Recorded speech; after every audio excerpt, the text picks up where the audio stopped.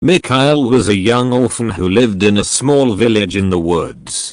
He was always told to stay away from the forest and the dangers that lurked within the trees, as the forest was well known for being cursed and reeking from the stench of death. Mikael was roaming the streets looking to steal some fruits from a stall, when he stumbled upon a fierce battle between a demon called Zomniac and a group of holy knights. He was terrified at the sight of the demon's razor-sharp claws and glowing red eyes, and he wanted to run away. But then, something strange happened. As the battle raged on, Zomniac noticed the young boy's presence, and without hesitation, he risked his own life to save him.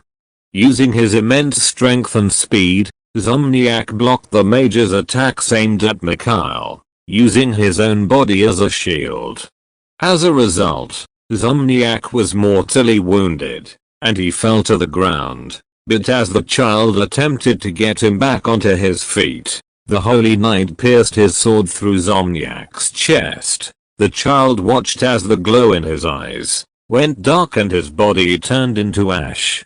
But as Mikael looked closely, he noticed a small red shard that lay in the dust where Zomniac had stood.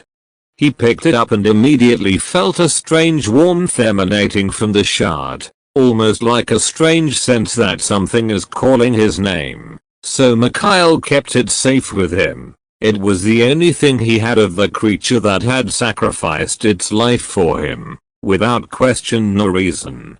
Years have passed and Mikael grew older, still living in the small village where he was born. But when he was falsely accused of the murder of his co-worker at the Fletcher's refined works, the villagers had him arrested and sentenced to execution. As Mikael sat in his cell crying for help, hoping that someone would save him, the red shard he had held for so long became hot and started growing in size. He threw the shard to the other side of the cell before it exploded into a fiery light. Once he opened his eyes, he saw Zomniac was standing before him having sworn an oath to protect the boy. Mikael was stunned to see the demon alive and well, and quickly realized that he had been given a second chance. For many years, Mikael and Zomniac traveled the land together, seeking adventure and glory. They fought countless battles and vanquished foes that others could only dream of facing. But then, as time passed, Mikael began to notice that Zomniac was changing.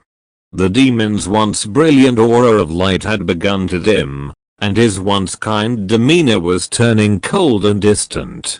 Mikael realized that something was wrong, terribly wrong, with Zomniac. And he knew that if he didn't figure out what was happening soon, the demon he had worshipped and admired for so many years might be lost forever. With a heavy heart, Mikael set out on a quest to discover what was troubling Zomniac.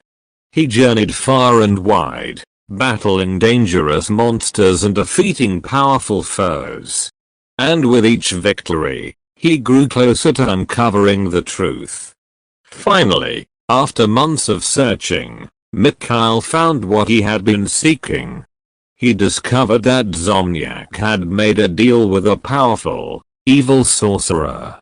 And the deal was for Zomniac to be able to speak with his son, but the price was heavy and made living into a burden which no one wants to live. Zomniac, once a human, began changing into a vile freak of nature, feeding on fear and death, burdened with eternal life, watching everyone die, all with the voice of his child urging him to kill. With this information, Mikael knew what he had to do.